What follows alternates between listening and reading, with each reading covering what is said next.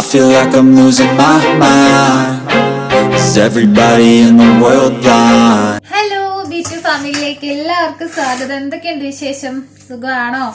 ഞാൻ നാണ്ട ഉച്ചയ്ക്ക് ജോലിയൊക്കെ കഴിഞ്ഞ് വന്നിട്ട് ഉച്ചയ്ക്കുള്ള കറിയും കൂട്ടാനും ഒക്കെ വെക്കാനുള്ള പരിപാടിയിലാണ് കേട്ടോ. ശരിക്കും പറഞ്ഞാൽ ഈ ഒരു സാധനം മാത്രമേ ഉള്ളൂ കൂട്ടാൻ വെക്കാനുള്ളത്. സവോള ഉണ്ടായിരുന്നതൊക്കെ കഴിഞ്ഞു. മെഴുക്കുവരട്ടി വെക്കാന്നാ വിചാരിച്ചേ.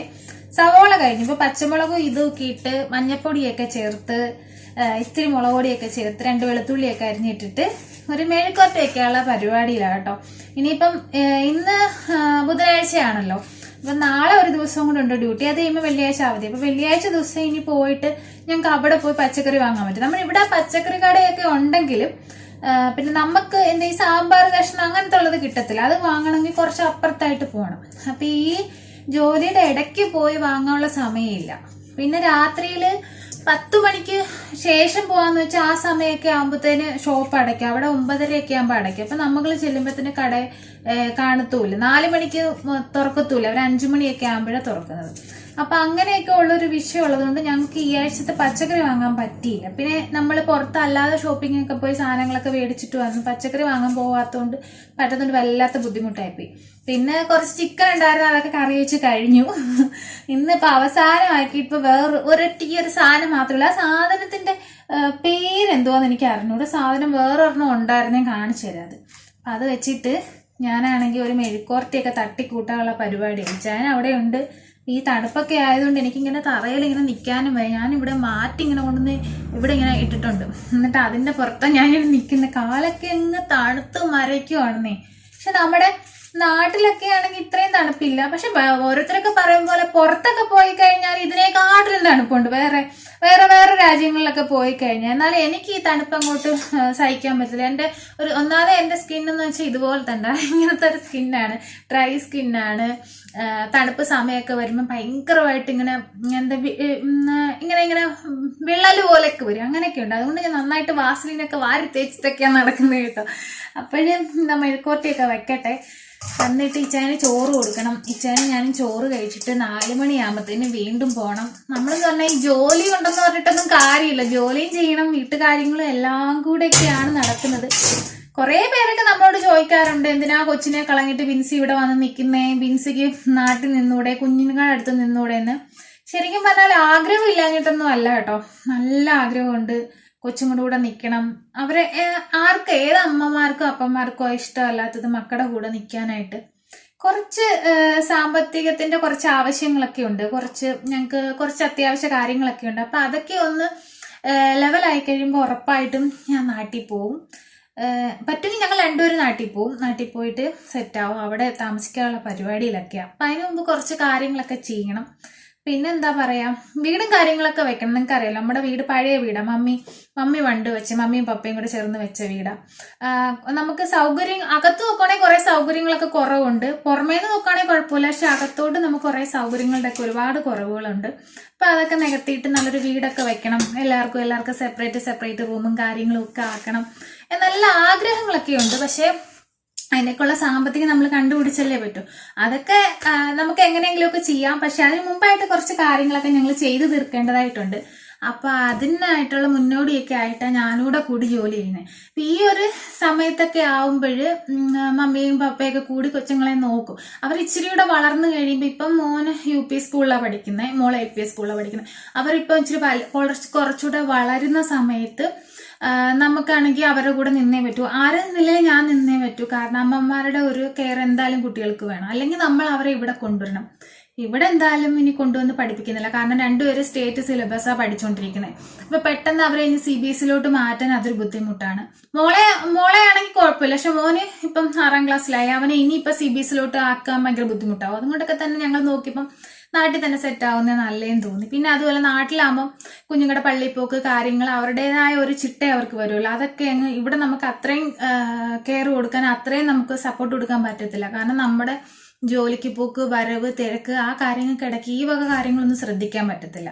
ജസ്റ്റ് സ്കൂളിൽ വിടാം, സ്കൂളിൽ നിന്ന് വരുമ്പോൾ എന്തെങ്കിലും ഉണ്ടെങ്കിൽ പറഞ്ഞു കൊടുക്കുക. അതൊക്കെ നമ്മളെ കൊണ്ട് പറ്റത്തില്ല. അവരുടെ എക്സ്ട്രാ ആക്ടിവിറ്റികളോ കാര്യങ്ങളോ ഒന്നും നമുക്ക് ശ്രദ്ധിക്കാനുള്ള സമയം ഉണ്ടാവത്തില്ല.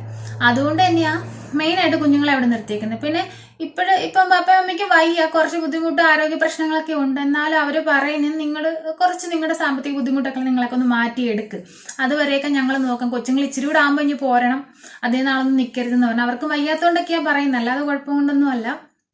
അപ്പോഴാ ഒരു ബുദ്ധിമുട്ടുകളും കാര്യങ്ങളൊക്കെ ഉണ്ട്. അതൊക്കെ ഒന്ന് മാറിക്കഴിയുമ്പോൾ ഞാനും പോയി നാട്ടിൽ സെറ്റാവും.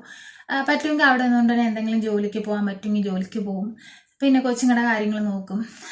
ഇപ്പം കുഞ്ഞ് 6ാം ക്ലാസ്സിലാണ് പഠിക്കുന്നത്. അപ്പോൾ ഇച്ചിരി കൂടെ ഒക്കെ ആകുമ്പോഴത്തേക്ക് പോകണം എന്ന് തന്നെ ആഗ്രഹം. അതുപോലെ പെൺപിള്ളേരല്ലേ, അവർ വളർന്നു വരുന്നതനുസരിച്ച് നമ്മൾ അവരുടെ കൂടെ ഉണ്ടാകുന്ന ഒരു നല്ലതാണ്, അവർക്ക് കുറച്ചുകൂടെ ഒരു ബാക്ക് സപ്പോർട്ട് ഉണ്ടാവും. അപ്പം അങ്ങനെയൊക്കെയുള്ള ആഗ്രഹങ്ങളൊക്കെ കൊണ്ടാണ് ഞാൻ ഇപ്പം ഇവിടെ നിൽക്കുന്നത്. പിന്നെ എന്താ പറയുക, ഇനിയിപ്പോൾ ഫുഡൊക്കെ കഴിച്ചിട്ട് പോകണം. വർത്തമാനം പറഞ്ഞു നിന്ന എത്ര വർത്തമാനം പറഞ്ഞാലും മതിയാകാത്ത ഒരാളാണ് ഞാൻ കേട്ടോ. ഇച്ചാൻ എന്തെന്നായിരിക്കും നിങ്ങൾ തിരക്കുന്നത്, ഇച്ചാൻ അപ്പുറത്താണ് കേട്ടോ. ഞാൻ ഇത് അരിഞ്ഞുകൊണ്ടിരുന്നപ്പോൾ നിങ്ങളടുത്ത് കുറച്ച് വർത്തമാനം കാര്യങ്ങളൊക്കെ പറയാമെന്ന് വിചാരിച്ച് സവോള ഇടാതെ മെഴുക്കുവരട്ടി ഞാൻ വെക്കാൻ പോകുന്നത് കേട്ടോ. ഭയങ്കര സംഭവം, എങ്ങനെ ആവുമെന്നൊന്നും ചോദിച്ചാൽ എനിക്കറിയാൻ വയ്യ. സവോള ഇല്ലാത്തൊരു മെഴുക്കുവരട്ടി വെക്കാനുള്ള പരിപാടിയിലാണ് കേട്ടോ. സവോള തീർന്നു പോയി, ഇനിയിപ്പം വാങ്ങിച്ചുകൊണ്ട് വന്നിട്ട് കറി വെച്ച് വെക്കാനുള്ള ടൈമൊന്നുമില്ല, സമയം കുറെ ആയിട്ടുണ്ട്. നമുക്കതില് വീക്കെൻഡ് എടുക്കും തോറും ഉണ്ടല്ലോ വർക്ക് കൂടിക്കൊണ്ടിരിക്കും. ഇപ്പൊ വർക്ക് നമുക്ക് ലാസ്റ്റ് എല്ലാം ഒരാഴ്ചത്തെ വർക്ക് വന്നിട്ട് ലാസ്റ്റത്തെ ഇന്ന് നാളെ ആയിട്ട് നമ്മളെല്ലാം എല്ലാ കസ്റ്റമറിനും അയച്ചു കൊടുക്കുന്നത്. അപ്പൊ അപ്പോഴപ്പോഴും നമ്മൾ ഡെലിവറി പറയുമ്പോൾ ഓർഡർ ചെയ്യുന്നത് ഡെലിവറി ചെയ്ത് കൊടുക്കുമല്ല, നമ്മൾ ഓർഡർ മുമ്പേ എടുത്തേം വെച്ചിട്ട് നമ്മളെല്ലാം മെഷീൻ വഴി ചെയ്ത് കറക്റ്റാക്കി നമ്മൾ അയച്ചു കൊടുക്കുക ചെയ്യണത്. അപ്പൊ ഈ 2 ദിവസം കൊണ്ട് വേണം ചെയ്ത് തീർക്കാൻ. അപ്പൊ അതുകൊണ്ട് തന്നെ ഇനിയിപ്പം പോയി സവോളയൊക്കെ വാങ്ങിച്ചുകൊണ്ട് വന്ന് കറി വെച്ച് തിരിച്ച് ചെല്ലാനുള്ള സമയമില്ല, കുറച്ച് പെൻഡിങ് വർക്കുകളൊക്കെ ഉണ്ട്. അപ്പൊ അതൊക്കെ ചെയ്യണം. മാമിന് സുഖമില്ലാണ്ടിരിക്കുക, എൻ്റെ മാമ സുഖമില്ലാണ്ടിരിക്കുക. അപ്പം മാമിന് വരാൻ പറ്റാത്തതുകൊണ്ട് തന്നെ ഞാൻ തന്നെയാണ് അവിടുത്തെ കാര്യങ്ങളെല്ലാം നോക്കുന്നത്. അപ്പം എനിക്ക് നേരത്തെ പോയേ പറ്റത്തുള്ളൂ. പഞ്ച് മെഷീനൊക്കെ കൊണ്ട് വെച്ചിട്ടുണ്ട് കേട്ടോ, ഭയങ്കര വിറ്റാ. എല്ലാവർക്കും ടൈം 4 തൊട്ട് 10 വരെ രാത്രിയിൽ, രാവിലെ 9 തൊട്ട് ഉച്ചയ്ക്ക് 1 മണി വരെ, പിന്നെ ഇടയ്ക്ക് കുറച്ച് ടൈം. പക്ഷേ ഇതിനകത്ത് പഞ്ചിങ് മെഷീൻ ഒന്നും കറക്റ്റായിട്ട് ആരും യൂസ് ചെയ്യാറില്ല, മെയിനായിട്ട് ഞാൻ തന്നെ യൂസ് ചെയ്യാറില്ല, ഉള്ളത് പറയാമല്ലോ. എന്നോട് തന്നെയാ പറയുന്നത്, എല്ലാ മാസാവസാനം വരുമ്പോൾ എന്നോട് പറയും മിൻസി അത് ചെക്ക് ചെയ്തിട്ട് തരണേ ഡീറ്റെയിൽസ് തരണേ. പക്ഷെ ഇവർ ഡീറ്റെയിൽസ് ഒക്കെ വാങ്ങുന്നുണ്ട്, ഇവരൊന്നും പറയാറില്ല. ഇനി എന്താണെന്ന് അറിഞ്ഞൂടെ, ഇവരൊക്കെ പ്ലാനൊന്നും നമുക്കറിയത്തില്ല. പക്ഷെ ആരും കറക്റ്റ് സമയം നോക്കാറില്ല. പിന്നെ ഞങ്ങൾ കുറച്ചുകൂടെ ഇതാക്കും, മറ്റുള്ളവർ അത്ര ഇതാക്കത്തില്ല. കാരണം അവർക്കിപ്പോൾ പോയാൽ പോയി കല്യവല്ലേ എന്നുള്ള രീതിയില്ല. പക്ഷെ നമുക്ക് അങ്ങനെ പറയാൻ പറ്റത്തില്ല. നമ്മളൊക്കെ ഒരുപാട് കാര്യങ്ങളൊക്കെ ആഗ്രഹിച്ചും ഒരുപാട് കാര്യങ്ങളുടെ ഇതിലൊക്കെ വന്നിട്ടുള്ളവരല്ലേ. അപ്പം നമുക്ക് അത്രയൊന്നും അങ്ങനെയൊന്നും നിസ്സാരമായിട്ട് കാണാൻ പറ്റത്തില്ല.